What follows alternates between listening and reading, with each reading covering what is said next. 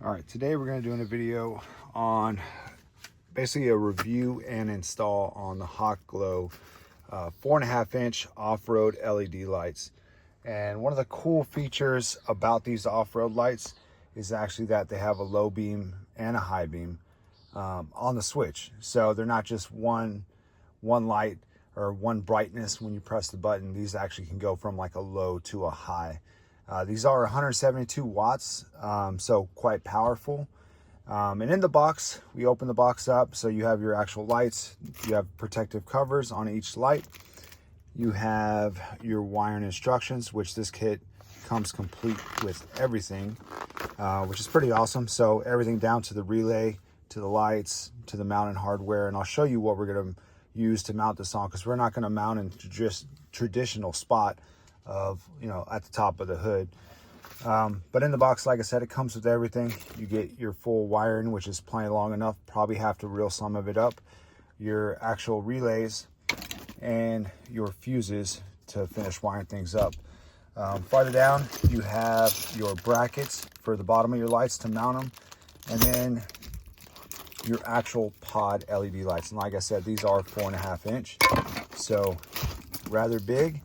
And one of the cool features on these is on the back right here, you actually have, so if you for some reason got condensation in these, you can actually take this off and drain condensation or let them dry out. So pretty cool feature, but let's move over and I'll show you how we're gonna mount these. All right, so this right here is a second gen Cummins, 1999 to be exact, and it's got a bull bar on the front. Now I've had this truck for many years, and as far as lighting, it lacks lighting, there's no doubt. And you can see the headlights, they need to be cleaned up a little bit. But I have these lights right here that are on here. These are, probably 12 to 13 years old, and they just stopped working. I'm sure it's a wiring issue. If you look at the old school wiring on the back of these, they're old, they're busted, and it's time to replace them. But the good thing is on this bull bar, it does have a mounting area. So this is a perfect place to mount these lights, and they'll clear the hood when I shut it. So we can route all the wiring behind the condenser and radiator, and then back up to the battery and route the switch inside. So first things first, let's go ahead and start by taking off these lights and pulling out the wiring. So as I was saying earlier, there is a way to get rid of moisture and condensation, and it even has a picture on the instructions on how to do that. And then you have your three modes right here. You have your daytime running lights, your low beams, and your high beams. We are going to run the low beams and high beams because we want to have it ran to a switch when we are actually off-roading or in the country out on the property we live on.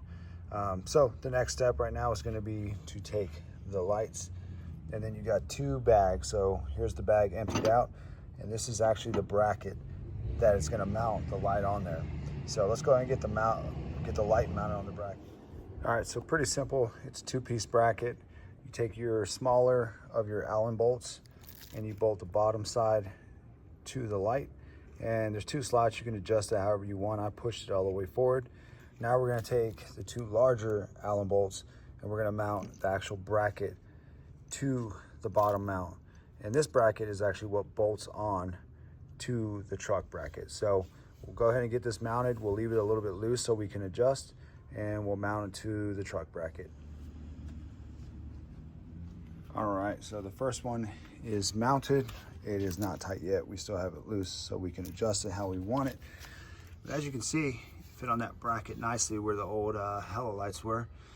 So the cool thing about this, it's gonna vary based on what you're putting it on, but I'm putting this on an older truck, so I'll be able to hide the wires down here in the bumper, run everything through, and then up through the side to the battery and into the cab.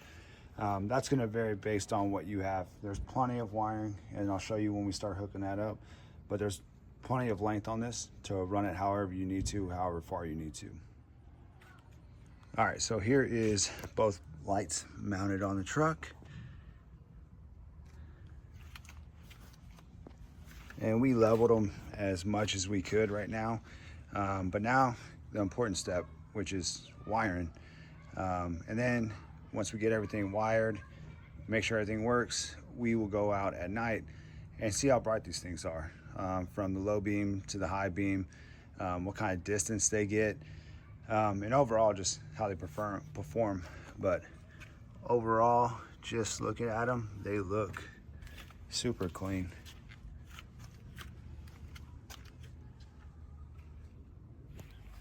All right, so the next step is going to be wiring, and like I said, this is a completely built harness that has everything you need. It's already wired, it's ready to go.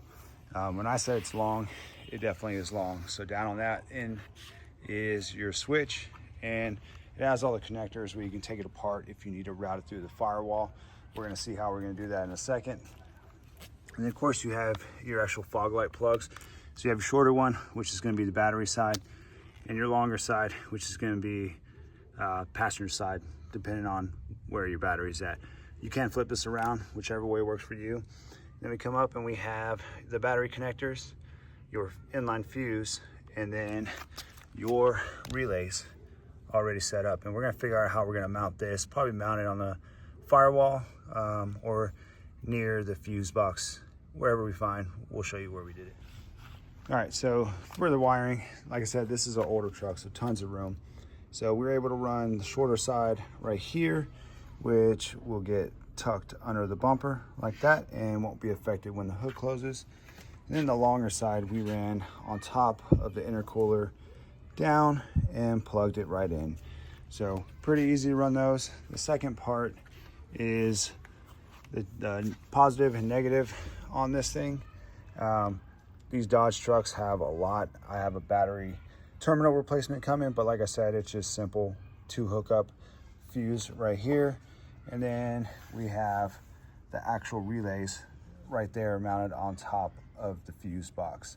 So from here, we're just gonna clean up a little bit of the wiring, and we're gonna run the switch through the firewall into the cab, and we will show you how the lights work and how bright they are once we get to actual nighttime, because right now it's still broad daylight. All right, so here's the finished product of mounting them. And this is with the hood closed. This is how the other ones ran as well, where they ran through there, which is fine. It looks fine in the front, looks good. And as you can see, the hood closes flush. There's nothing hanging out. They mounted up pretty good. Now we'll move inside and I'll show you where the switch is. All right, so for routing the switch, rather than drilling a hole, we ran it all the way underneath through the firewall. And right now I have it ran up through this seam and mounted right here with a 3M sticky tape. I will need to figure out a better mounting solution for keeping this on, because it doesn't feel like it's gonna stay on there. But this is the basic switch install in your cab. Like I said, two sides. So you have your low beam and your high beam. There's also daytime run lights, but this being a 99, we do not have daytime run lights, so we did not wire the yellow light. But I'll show you what it looks like with the low beams and high beams. And then we'll show you with both on. All right, so this is what the lights look like on low. And as you can see, there's half of a light on, and you have your orange trim on there, your amber trim, and they look pretty good, pretty bright. So I'm excited to try these out at nighttime and see how much distance we get and how much coverage they actually have. Now let's flip it over to high beams and see what they look like. All right, and this is with both of them on. They're super bright. The video probably doesn't do it justice. But as I said, you have both of them on now, and they look really good. At the end of this video, we will move on to a night test, but just looking at them in the daytime, they look like they put off, a great amount of light. All right, and here is a night shot. I'll flip to the other side to show you that there's not very much light.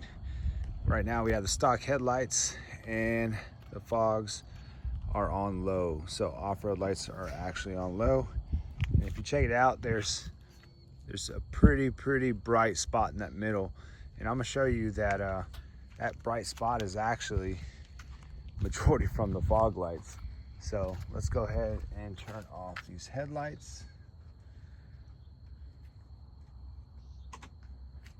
Headlights are off, and as you can see, that projection is pretty much all from the lights. So let's go ahead and move it up, and we'll go to the high beam side of that.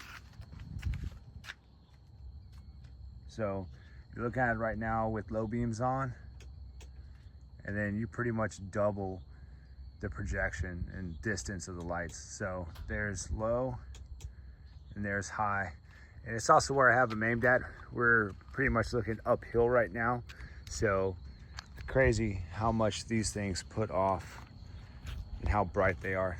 They look really, really sharp as well. So pretty stoked on this, pretty happy with how they look. Install went great, so no complaints on that. Kit was pretty much flawless, plug and play. And very happy overall with these lights. As you can see, it's just insane how much they put off.